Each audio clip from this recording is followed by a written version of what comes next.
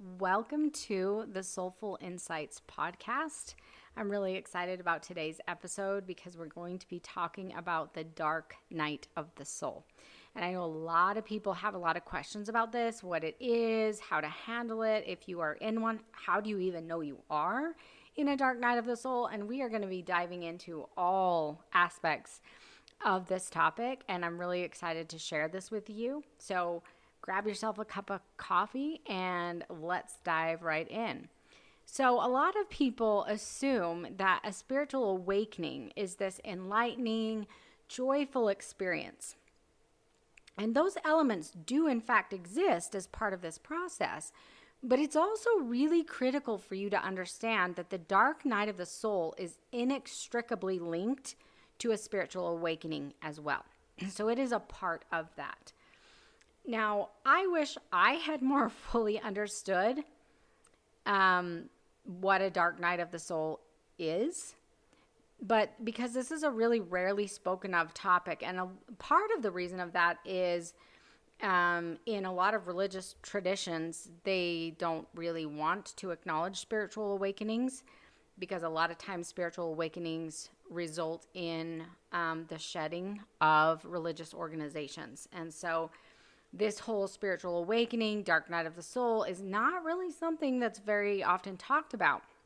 But this really would have given me a lot of perspective on my experience as I was going through a spiritual awakening, because this dark night of the soul can be incredibly painful. So, what is a dark night of the soul? First, I think it's important to note that St. John of the Cross, a Spanish monk, is the one who termed Dark Night of the Soul.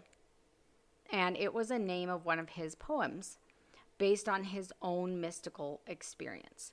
So many people confuse depression and anxiety for the dark night of the soul. And while depression and anxiety are absolutely emotions that will arise during a dark night of the soul experience, and during this aspect of your spiritual awakening, this is a lot deeper than depression or anxiety alone. Generally, the dark night of the soul begins with religious questioning and seeking for spiritual truth. And this is exactly how this process went for me. There were a lot of questions that I had in my religion. So in the religion that I grew up in, the ultimate place in heaven for women did not sound like heaven to me. Let's just put it that way.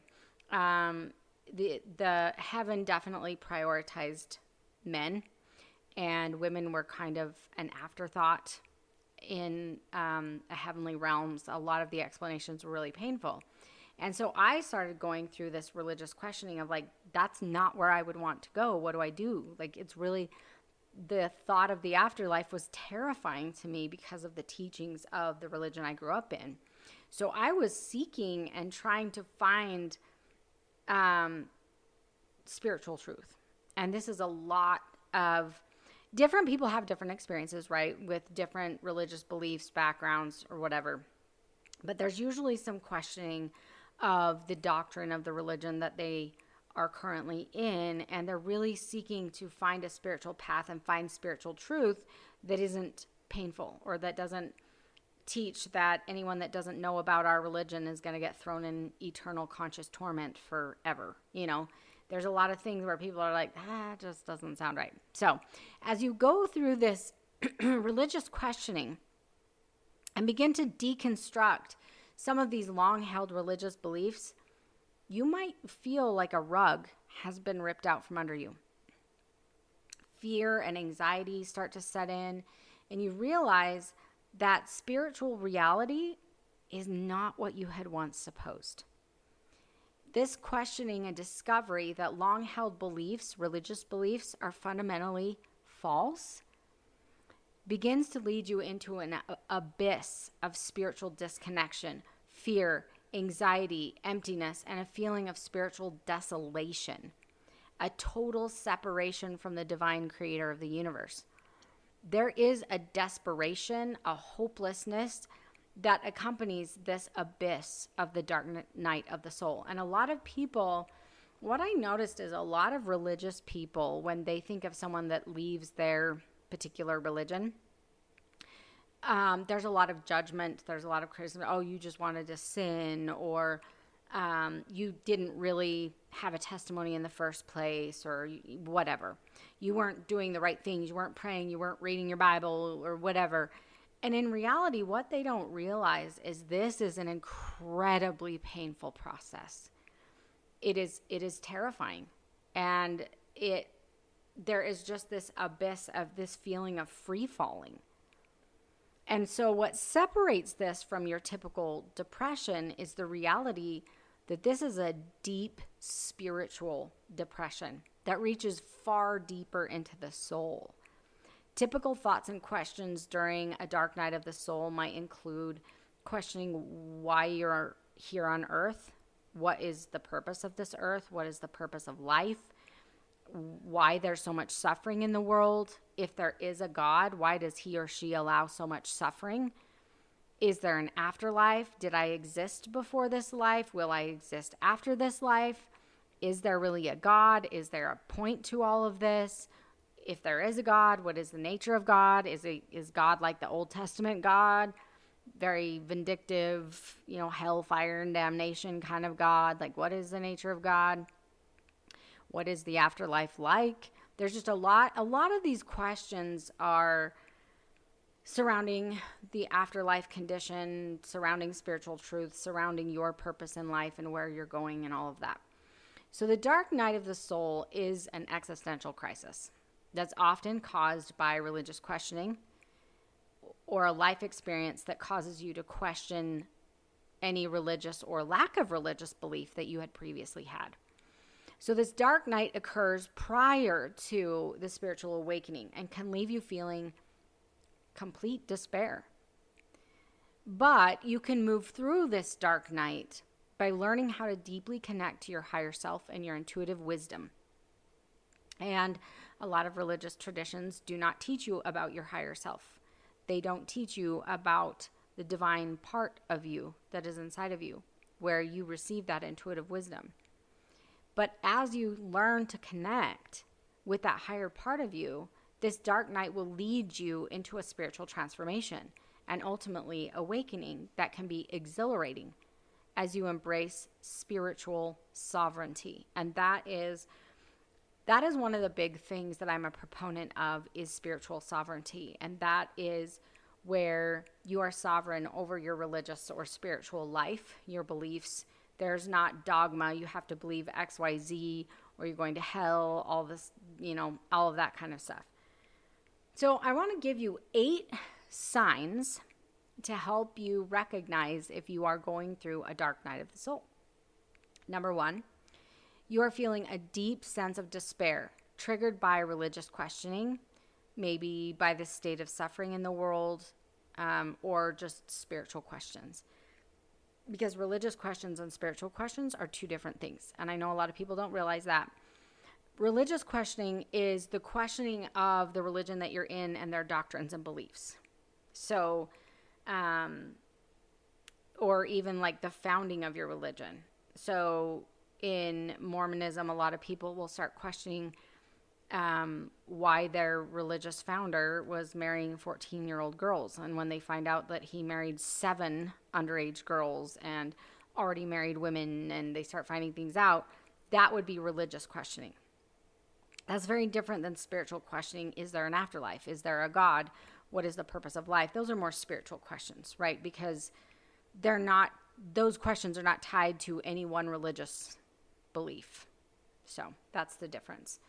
Number 2, you are experiencing deep questions about the meaning or purpose in your life, and potentially maybe feeling worthless, or that your life may not have any meaning at all. Number 3, you may have a feeling of being profoundly lost spiritually. You may be feeling cursed, or that you are doomed to a life of suffering, which can be incredibly painful. This feeling spiritually lost is the main part of this. along with some of these other feelings that go along with this. A lot of times the feelings of being cursed or feeling doomed to a life of suffering, there are people out there who have never felt this love of God. They don't feel like they've received answers to prayers. I have heard stories of one individual who was on the verge of committing suicide in her bedroom one night. It's like in the middle of the night, and she's calling out to God. Just all she wanted was some comfort or just some sort of answer, feeling of love or anything to show her that her life had meaning, and she did not receive it at all. And so this is part of that feeling spiritually lost. And a lot of people say, oh, you're not living right. You're not doing it. Just that this is part of that is religious abuse. When you tell someone that they were not good enough for God to answer them. You know, when someone is on the verge of committing suicide, this is not the time to be saying stuff like that. It's just abusive.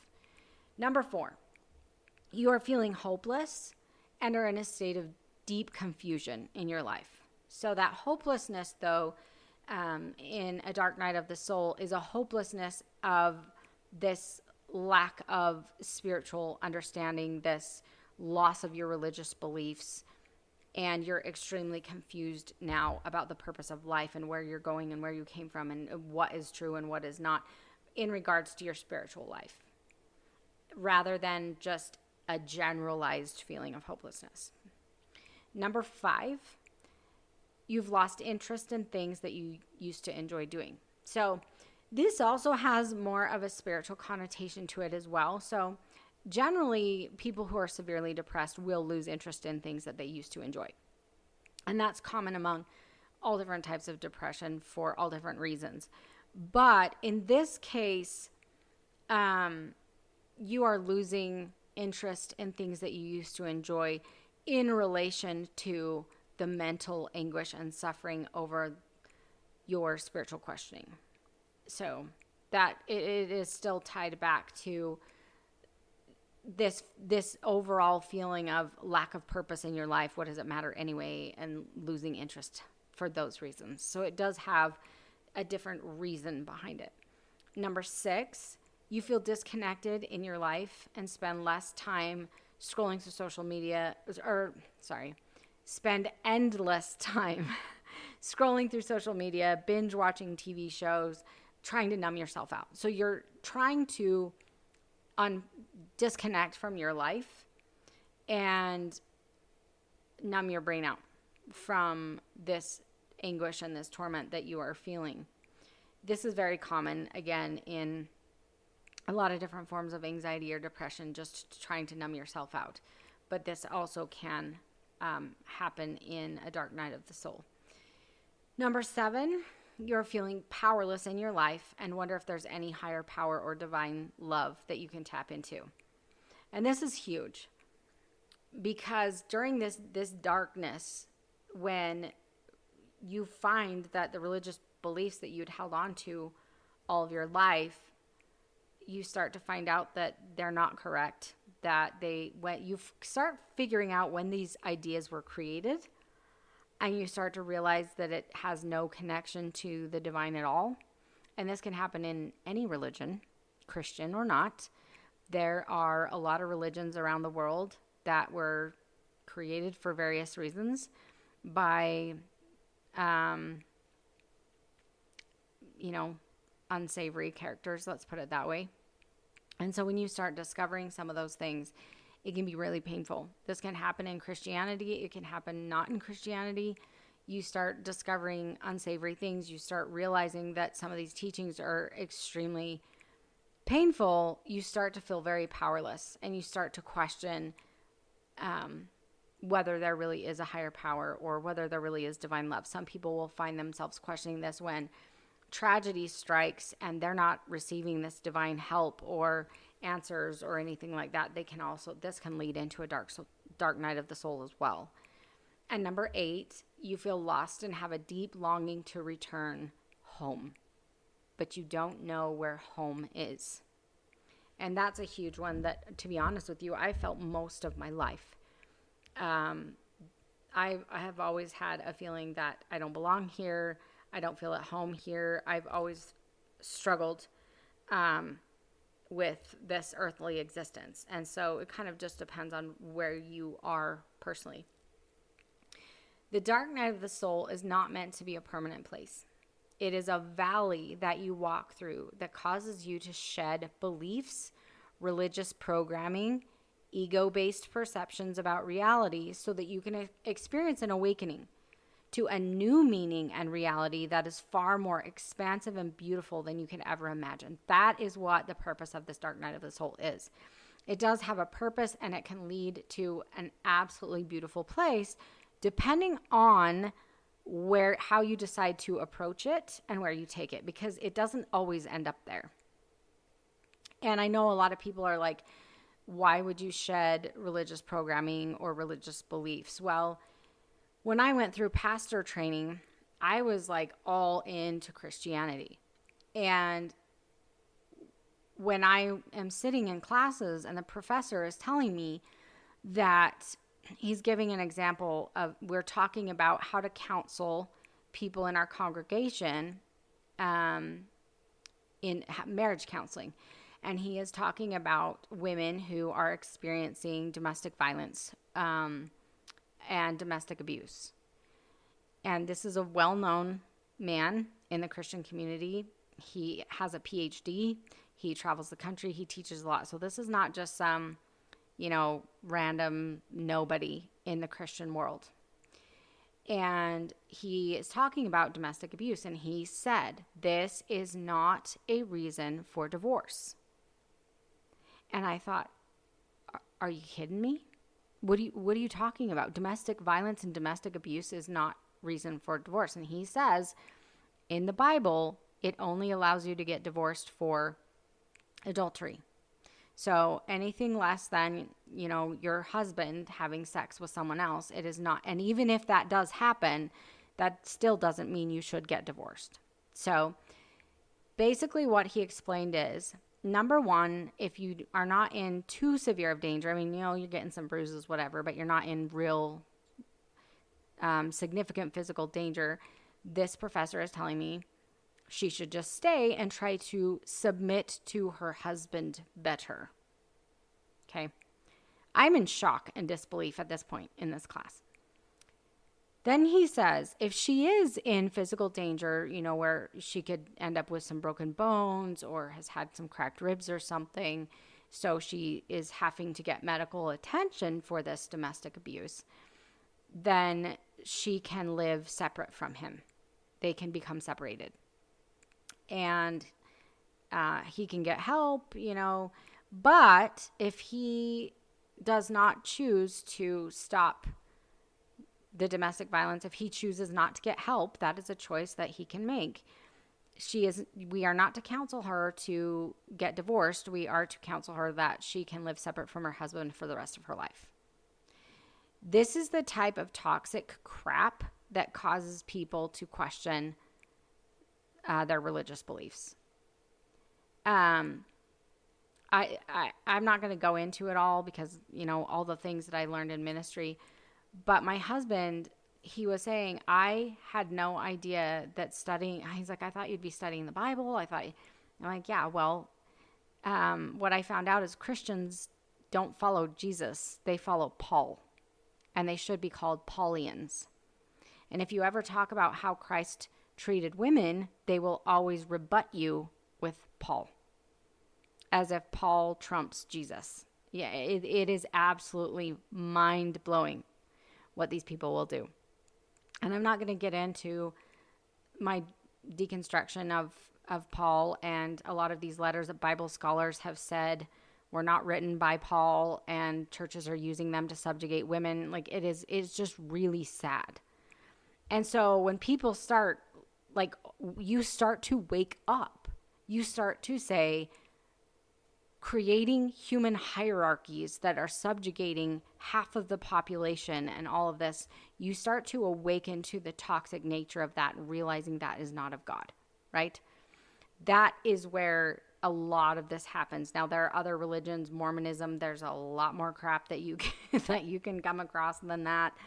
But this is why we're shedding religious programming and shedding these beliefs. They're toxic beliefs.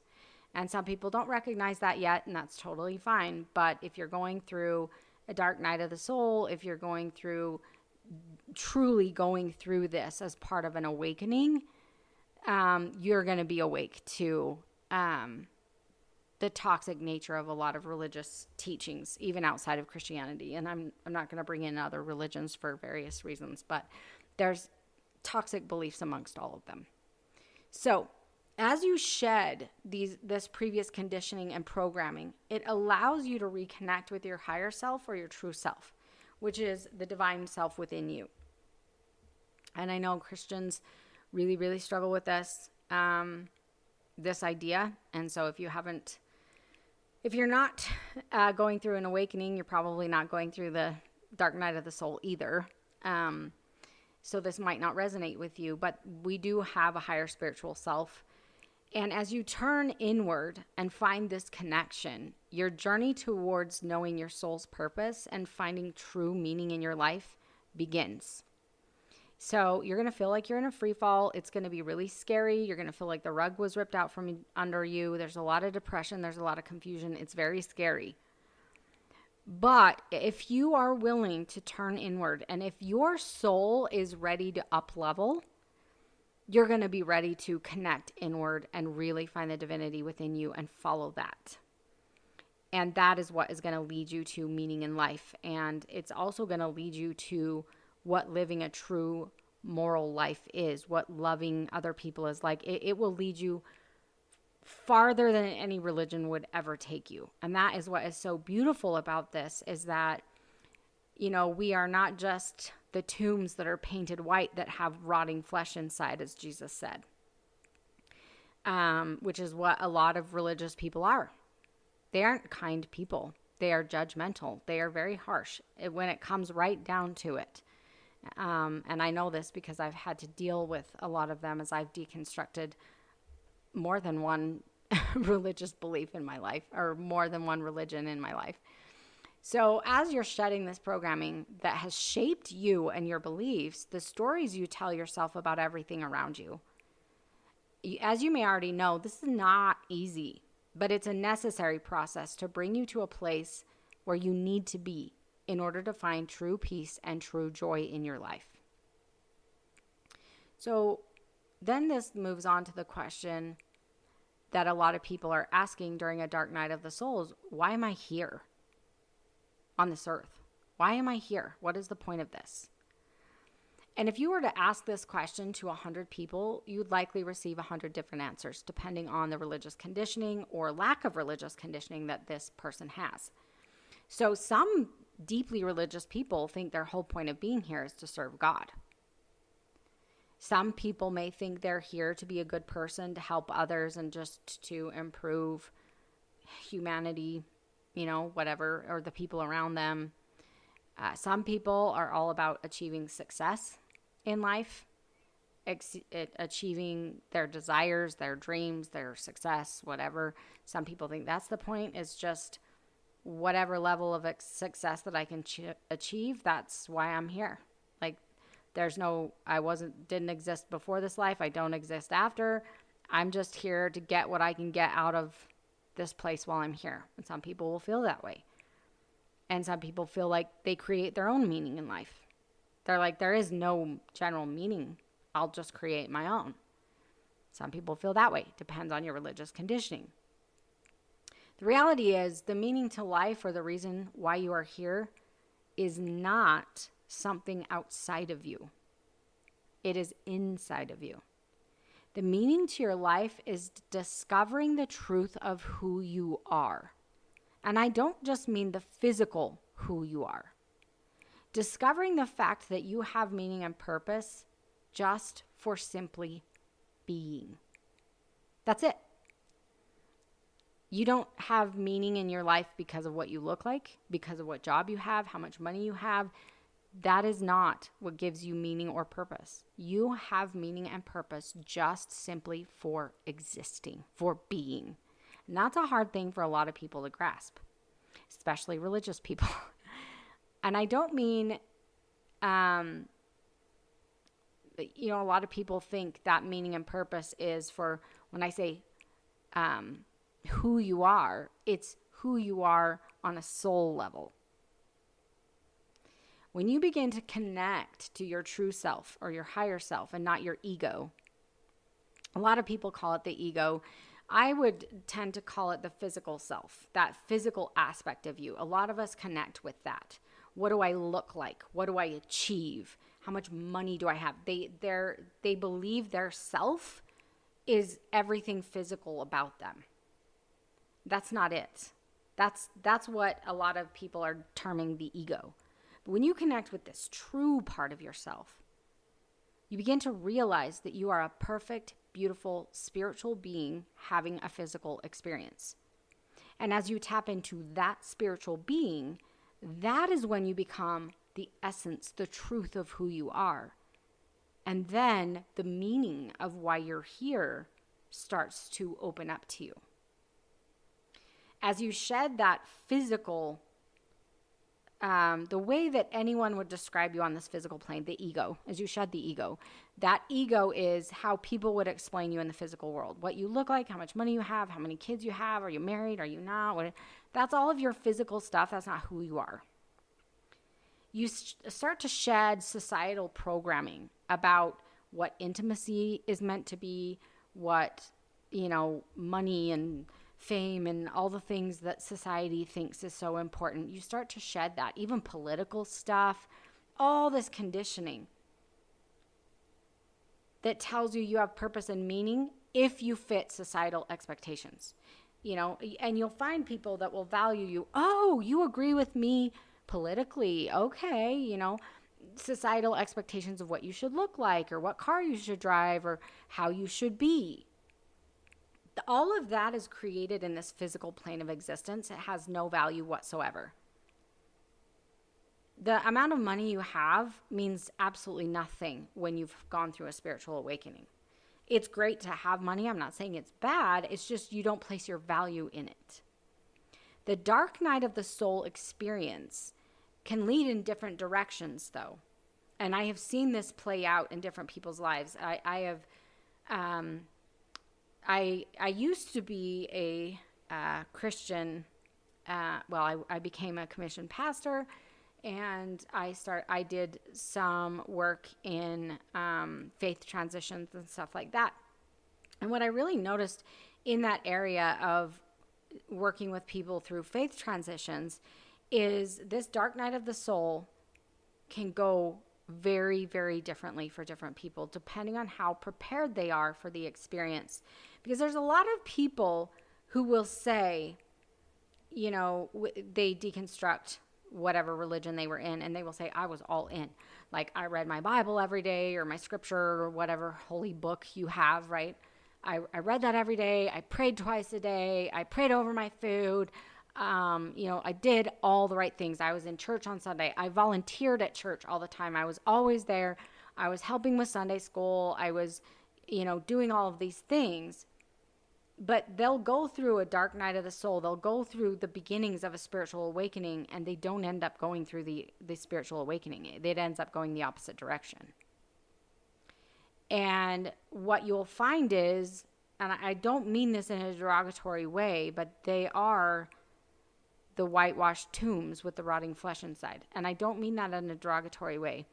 What I mean is, a lot of religious people think that they are good people. They think that they're spiritual and they're good because their butt is in the chair on Sunday, because they volunteer at the church for what, depending on what religion you are. They volunteer, they pray, they read their scriptural texts, they do the things.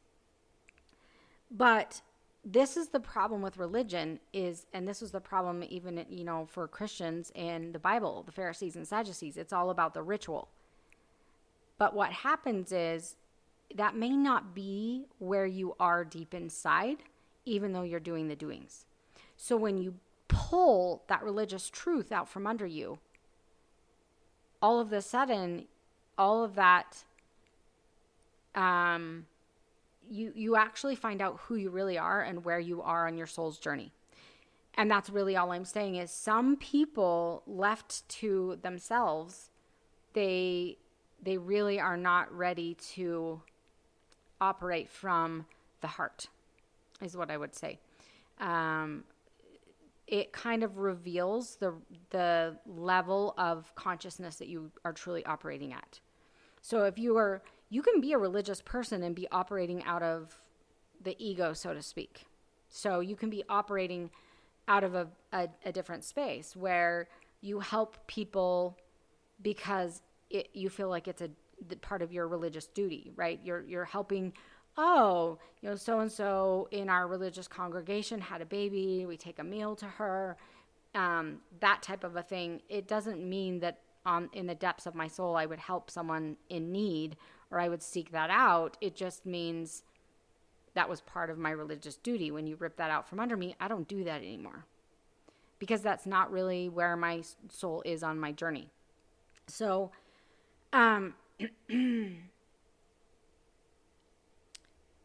so when I talk about the triggers of the dark night of the soul, it is a potential for a spiritual awakening. It doesn't mean it will happen.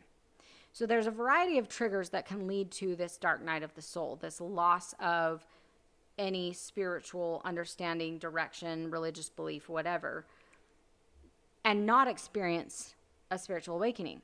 And so I want to talk about the potential triggers and then move into the different paths that we can take with this dark night of the soul as it is occurring. So the dark night triggers, sometimes it's the death of a close friend or a loved one that makes, even if it's someone who has no religious belief at all, they're like, oh, like I really love this person. Do I really want to believe that they just ceased to exist? That starts to seem scary and frightening to them. If they deeply loved that person, to think that they were just gone forever can be scary. So that can actually trigger a dark night of the soul in the opposite direction sometimes.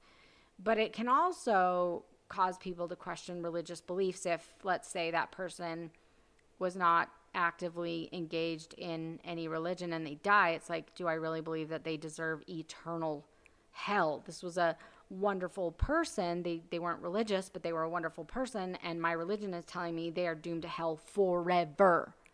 Eternal conscious torment. Some people are like, do I really believe that? So that's kind of where that one can come. Life-altering injuries can cause this. Loss of significant relationships in your life. Midlife crisis can do this. Sometimes in old age, people start questioning some of their religious beliefs. Terminal diagnosis sometimes. A lot of times those go in the opposite direction, though, rather than deconstructing a religious belief. A lot of times the old age and terminal diagnosis turns people to wondering if there is an afterlife because now they're questioning what's going to happen to me now. Unsettling discoveries about your religion or religious beliefs, that is, to me, what I've seen, that's the most common for deconstructing religious beliefs. And then just a general faith crisis. You know, you've never gotten answers to prayers, you've gone through depression, you've gone through hard things, you don't feel like you're getting any divine help. That's another big one. And these are just a few examples. There are as many triggers as there are people experiencing them, really. The dark night can be experienced by all people of all religious backgrounds, devout atheists, agnostics, to the most devout, high-demand, fundamentalist religion you can find. All of these people. And as the individual goes through this dark night that causes them to question reality, question everything they once thought they knew, the journey through the dark night of the soul then begins at that point.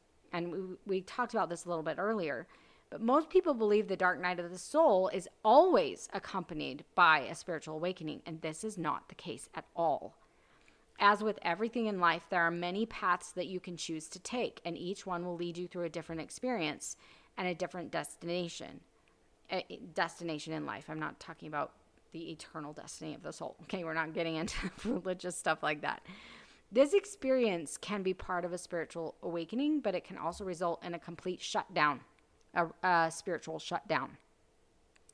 And unfortunately, when I watch people come out of very, very high demand religions, more often than not, it goes to complete spiritual shutdown is the most common. that I have seen. So for those that are ready to receive profound spiritual truths, to foster a deeper connection to the divine, to see the world from a whole new vantage point, there are souls that are ready to up-level their level of consciousness.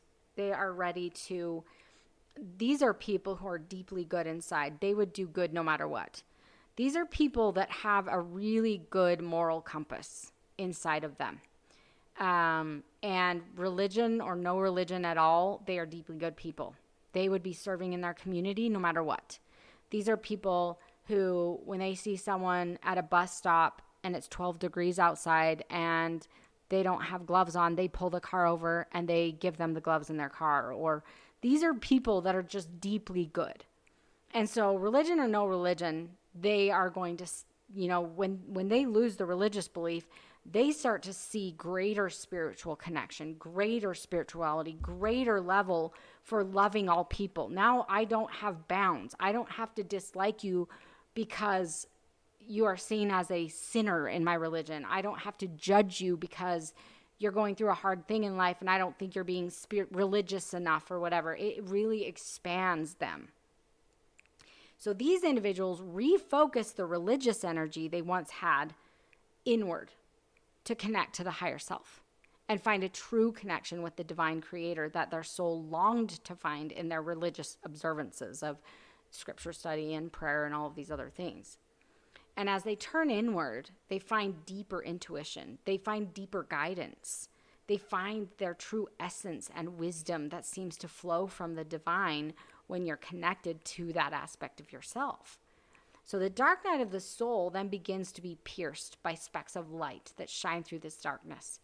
And these specks of light slowly grow until the darkness gives way to a greater spiritual light, far more radiant than they've ever experienced before. This is akin to the transformation of a caterpillar into a butterfly.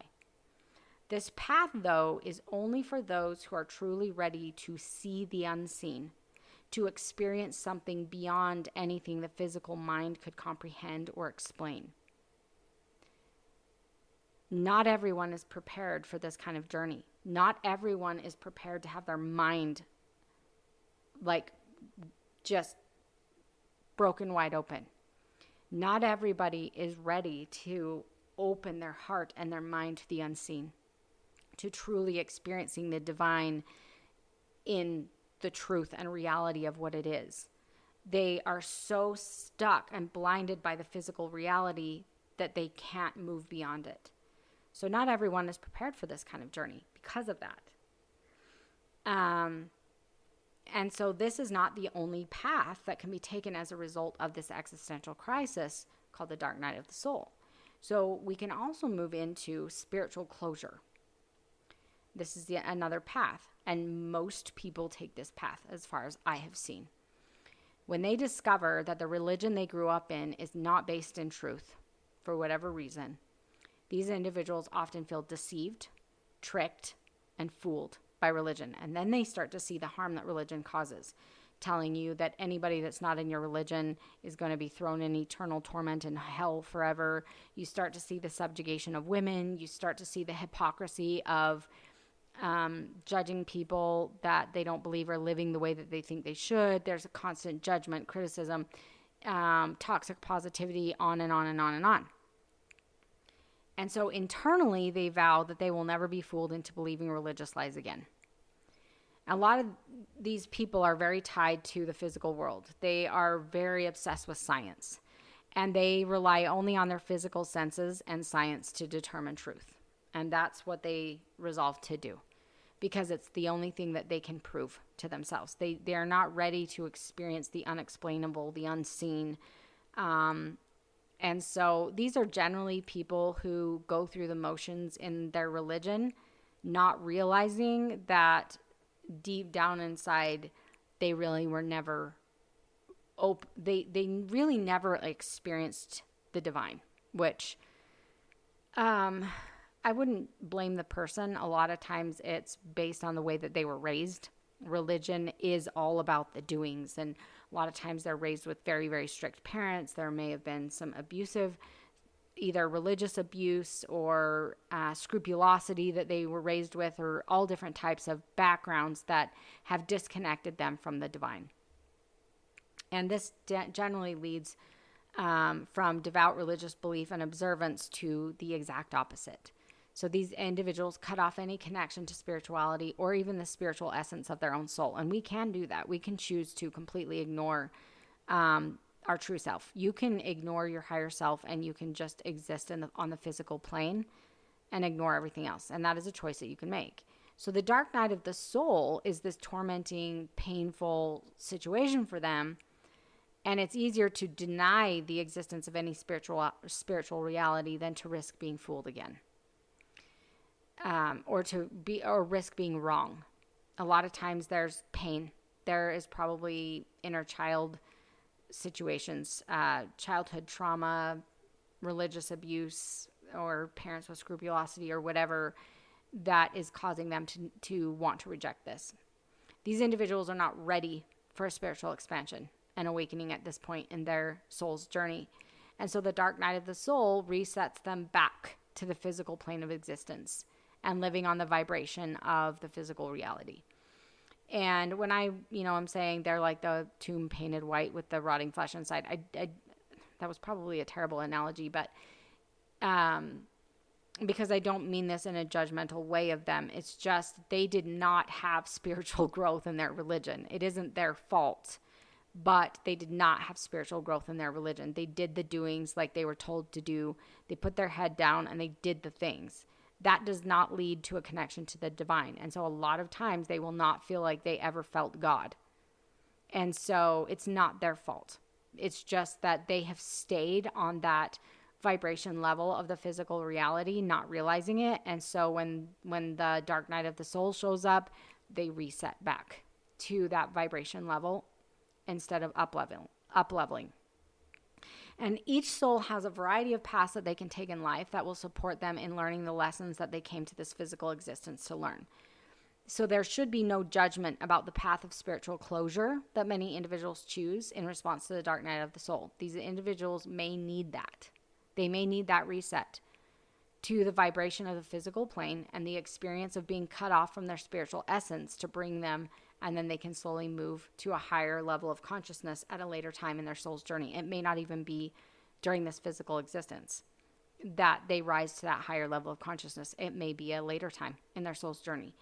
And it really just depends on, the choices and things that they feel ready to expand to.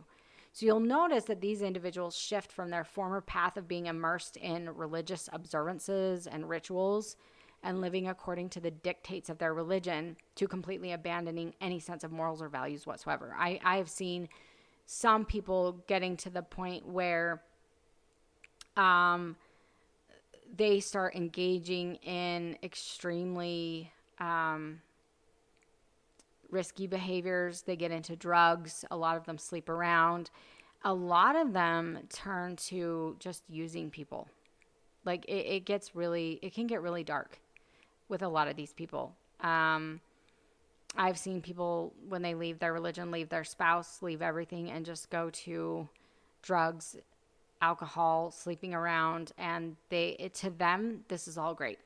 Like, there's no rules, there's no morals, there's no anything. You just live your life however you want to. And that's how the majority of people end up. I went through a period where I was immersed in social media and other content from previous members of my religious faith who had left the faith as well. And I noticed many of them went from extreme religious observance where they weren't even drinking coffee or they wouldn't even say a swear word, okay, to indulging in every low vibration behavior they could possibly think of and validating themselves for doing it. And so I might not understand this path, which I don't, but I do know that there is something the soul must learn from being completely cut off from the divine, that the reason that they are choosing that for themselves and from this cutting themselves off from the spiritual essence of who they are.